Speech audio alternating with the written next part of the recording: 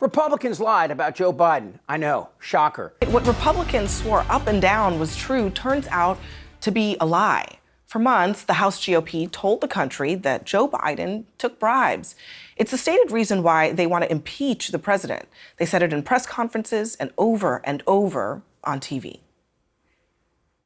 We know from the FBI sources that Charles Grassley found that they got this credible document, this 1023 form, that said Joe Biden had been involved in a bribery scheme. Look, there never was a case tying Joe Biden, Hunter Biden, and money from Ukraine. None. That evidence, that FBI form you keep hearing about, well, it's all BS, at least according to a new federal indictment today. The feds have arrested the informant who accused the president of pocketing millions of dollars. That indictment alleges that Alexander Smirnov made it all up. But the truth is, Republicans knew all along that their case was weaker than Ted Cruz at an LA Fitness. Even the Republicans' best friends were in the know. I know the Republicans said that the smoking gun were these financial records that you were able to subpoena and got your hands on. They show that some of the president's relatives were paid more than $10 million from foreign sources between 2015 and 2017. And your party, the Republican investigators, say that that's proof of influence peddling by Hunter and James. But that's just your suggestion. You don't actually have any facts to that point. You've got some circumstantial evidence. And the other thing is, of all those names, the one person who didn't profit is there's no evidence that Joe Biden did anything illegally. The FBI informant, whom their impeachment debacle was based, has now been indicted by the FBI for lying. So their entire case now reads like George Santos' resume. Alexander Smirnov, who disliked Joe Biden loudly and openly, was arrested in Las Vegas after returning from a trip overseas. He's now been indicted on 2 counts of allegedly feeding the Bureau false information about President Joe Biden and his son Hunter during the 2020 presidential campaign. See, this case grew out of special counsel investigation being led by this guy, David Weiss, who is also leading the case against Hunter Biden, who was also appointed by, Donald Trump. But the 37-page indictment says that Smirnov had been a confidential human source for the FBI back 14 years ago, and all the while was providing false and derogatory information to the FBI about both Bidens after Joe became a candidate for president in 2020. Alexander Smirnov made it all up. That there's no truth whatsoever to what he told investigators about connections between Joe Biden and Hunter Biden and that foreign energy company. That Smirnov strung together, quote, otherwise unremarkable business meetings and contacts into a non-existent scheme about the Biden family. Joining me now is Democratic Congressman from Florida, Jared Moskowitz. Congressman, simple question. Should Republicans end their impeachment inquiry in light of these charges? Yeah, thanks for having me, Abby. Yeah, thoughts and prayers to James Comer and the fake, frivolous, faux Biden impeachment.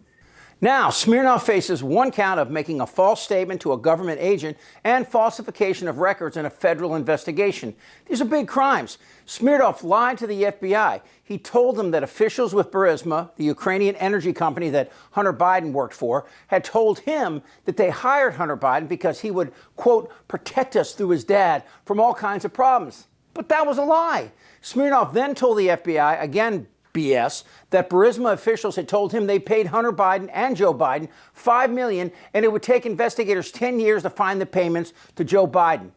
Comer or Jordan never believed any of this. There's nothing to back it up. And for the record, Smirnov never met Hunter or Joe. Millions of dollars, and he mentioned all these other countries as well, and Joe's involvement, that he was directly involved in all of this, in spite of what he told the American people as a candidate and as a president numerous times, that he never once spoke to his son, his brother, or anybody for that matter. Is that all true? So the question is, did Republicans know that Smirnov was lying and then presented that to the American people? Well, of course they did. It was easy to check any of his allegations. Emails, texts, letters. There was nothing backing any of it up. Hunter offered to testify in open court, and Republicans said, no. And now we know why. The witness accepted the chairman's invitation. It just so happens the witness is here. If the committee wants to hear from the witness, and the chairman gave the witness that option, then the only folks that are afraid to hear from the witness with the American people watching are my friends on the other side of the aisle. I don't know if there's a proper motion, Mr. Chairman, but I'll make a motion. Let's vote. Let's take a vote. Who wants to hear from Hunter right now, today? Anyone? Come on. Who wants to hear from Hunter? No one.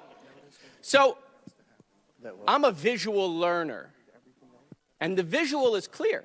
It would show that they were lying and they were in on it. Abby Lowell, who was Hunter Biden's attorney, said, "This is just another instance of Comer and Jordan peddling falsehoods based on dishonest, uncredible allegations and witnesses. But it's really more than that. They lied to the nation, and when you're in Congress, well, that's a crime." The indictment says Smirnoff's claims to the FBI, which he made back in June of 2020, were fabrications. And in truth, he only had a little bit of contact with executives from Burisma in 2017. And even if he did, Joe Biden had already left office as vice president and had no ability at all to influence U.S. policy. So this is something that Comer and Jordan knew, yet they still pushed this falsehood. The indictment also states Smirnoff repeated some of his claims after he was interviewed by the FBI agents this past September. Now, if you remember last summer, Hunter Biden's plea deal had fallen apart, but Smirnoff changed his story along the way and promoted a new false narrative after he told the FBI, "I've also met with Russian officials." What is it with Republicans and Russians? Russia, if you're listening, I hope you're able to find the 30,000 emails. Smirnoff then wrote back in 2020 a message to his FBI handler that Joe Biden was going to jail, and then he suggested that he knew some of the allegations would be in the public and be in the news real soon. Who would have told him that? Comer? Jordan? Somebody in the Republican Party leaking this information? Smirnoff was told at least 7 times that he might have to testify about all this information and have to go before Congress. Then he was told by his FBI handler at least 21 times what would happen to him if he lied.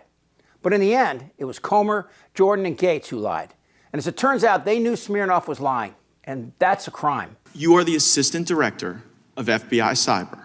I want to know where Hunter Biden's laptop is. Easy there, Maddie. If I were you, I'd worry about the pictures on your laptop. Sex charges against me. Hunter Biden, he's not perfect, and I'm not trying to defend him. The problem is his weird sex life had nothing to do with Ukraine, Burisma, or President Biden, so Republicans just made up.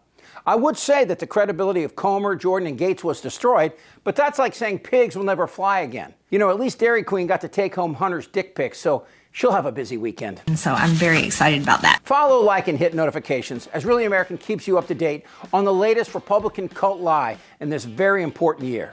For Really American, I'm Chip Franklin. Who's with me?